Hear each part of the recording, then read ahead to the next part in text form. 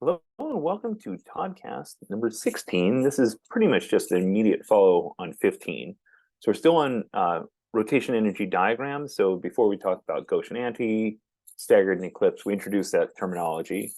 And we looked at simple cases involving just ethane rotating around that bond. We determined that an HH eclipse interaction was worth 4 kcals. It cost you 4 or kilojoules, excuse me, of energy to create that. So this time I'm going to go into a little more depth. Still a symmetric molecule, still want to make my life easy, but what I'm going to do this time is I'm going to make a larger molecule, basically. So we're going to use butane, the one we started out with on our first example, instead of ethane. And again, we're going to be looking down the carbon 2 to carbon 3 bond. So I've drawn it in this structure here with the CH3 up on carbon 1 connected to 2 in front, the dot, carbon 3 in back, the circle, and then carbon 4 coming down. So revisiting those words, this overall structure is said to be staggered. You can see the front substituents and back substituents clearly. And then the CH3s are said to be anti. So I'm starting with what we predict to be the most stable conformation, the two bulkiest groups far away. 60-degree rotation, hopefully you remembered from last time that 60 degrees is going to take it from staggered to eclipsed. So that's going to be a high energy scenario. Then another 60 degrees, 120 total. We'll spin this one here, this H here, and this H up there. And it'll end up making it back to a staggered conformation. We're going to learn the staggered is a little bit different this time. So let me go ahead and draw the structures. So again, here's my 60-degree investment. I'm putting energy in. Energy is going to take it from its starting point to a 60-degree rotation around that bond. So in this case, again, started with the front being fixed and the back turning. So this H went down here, CH3 went up here, and this H went up here. Okay, so energetically, I had to put energy in, and I know that this is 4 K or kilojoules per mole from before in my ethane example, but because it's a C3 and an H, C3 is bigger than an H, this energy is going to be a little bit bigger. So whereas before it went up to 12 joules, because it was 4 plus 4 plus 4, now it's going to be 4 plus a number bigger than 4 and a number bigger than 4, which means it's got to be greater than 12. We'll worry about the number in a while. When it comes back down, notice it doesn't go back to the same zero energy. So I want to figure out what caused that. So here they were anti to one another, and here they're gauche, they being the CH3s, but I need to consider all the interactions. So here I have HCH3 gauche, HCH3 gauche, HCH3 gauche, HCH3 gauche, and then 2 HH gauche interactions. Here I have CH3H gauche, CH3H gauche. Now I have altogether 3 HH gauche interactions, and then a CH3 gauche interaction. So I can't attribute the entire gain of energy to this gauche compared to anti, because you also have a change in how the H's interact. But this is a significant one. So I may not be able to give you an exact number of this interaction, but I can tell you it's going to be close to this full value. So here I have 2 of these, so I have 1 more HH gauche interaction in this situation, and I have 1, 2, 3, 4. I only have 1, 2. So I have 2 less HCH3 gauche interactions, and then this massive CH3 gauche interaction. So the overall CH3 being so large makes the overall energy go up. Okay, onward we go. We rotate another 60 degrees, and when doing so, we're going to take the CH3 that was in back and run it all the way up to now where it's locked. So now I can do a straight comparison here. So this, if I remember, was 4. So I got to figure out what these two are. These are 4, this is 4. So this must be absolutely massive because it's gone up even more. So these interactions, eclipsed I can study, gauche a little bit trickier to study. Bring it back down. This structure and this structure should be identical. They have gauche for CH3s. They have 2 gauches between H and CH3s. They have 1, 2, 3 gauche interactions between hydrogens. So it ends up these energies are the same.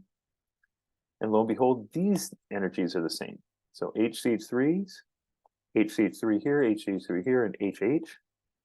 And in the end, so the molecule because it's symmetric, has a graph that's symmetric. So low to kind of high, to kind of low, to really high, to kind of low, to kind of high, back to 0. So symmetric molecules, the one ethane was perfectly symmetric. All 3 humps were equal. This one, because you have slightly different groups here than H's, these 2 are symmetric, these 2 are symmetric, these 2, and this one in the middle. So your lowest, if you start at 0, means your highest is going to be at 180, and your lowest is going to return at 360. That's true of any of these diagrams. The lowest energy is always 180-degree rotation to the highest. Okay, so a couple things want to do mathematically. If this is 0, fine. And this is 19, then I can start making some sort of calculation. We'll do in a second. It's basically going to be this, going from here up to here, the full rotation. I still have 2 HH eclipsing interactions, and then 2 CH3s eclipsing. So I learned before this was 4 and this was 4. So overall it's 19, and 4 and 4 makes 8. I'm going to lean towards this being 11. We'll do a calculation in a second. And then this one, whatever this number is, so we punch it in, and it ends up being 16. So from 16, I know 0 to 16, this is 4. So 16 minus 4 is 12. So 12 for the 2 interactions. So these must be 6 each. Again, this 3.8 here, it can't be attributed purely to anti compared to gauche because a couple other things that happen with the H's and the C's, but it's really close. So I'm going to say this interaction is in the neighborhood of 4. So I need to be more precise in calculating it, but I'm going to say that's rough estimate. So maybe not quite that, maybe 3.5, something like that, but we'll figure it out as we go. Okay, so gauche interaction, HCH3 is 3.8 higher than this due to steric hindrance, but this isn't purely true. So it's the gauche interaction of a couple CH3s is going to cause it to go higher, but also I need to consider these strains as well. So, and then 2 HCH3 eclipsing. So eclipsing, this one I know a little bit more. So this one, kind of true. I can see the big picture and estimate. This one, absolutely true. 2 HCH3s eclipsing and 1 HH eclipsing equals 16. That's what we got from this differential. And if I know this is 4, then I know the other 2 have to be adding to 12. So let's go ahead and do the math on that. Okay, so here's our question. Based on the energy diagram we just looked at, for butane, using the energy cost, eclipsing CH, determine the energy required to have eclipse CH with a CC bond. The CH and a CC3, CH3, that group right there. I'm babbling, so I apologize. But we know overall it's 16 for all of them. And we know this one is 4. So if this is 16 overall and this is 4, 16 minus 4, again, gives me 12. So you have 12 for these 2 interactions, CH3 and H and CH3, they're synonymous. So they're each responsible for half of that 12. So we're going to conclude that these are costing us 6. 4, 6, and 6 adds up to the 16 differential. Okay, one more calculation. Determine the energy of that interaction. Determine the energy required to have an eclipsing CCH3 and eclipsing CH3. 2 CH3s interfering in this orientation. This one, if you remember, 4 and 4, and then overall, it was 19. So 19 from the energy diagram going from 0 to the apex, so the start up to the 180 mark with 19 kcals. So 19 overall, 4 here and 4 here, 4 plus 4 is 8. So minus 8 for that leaves me with 11.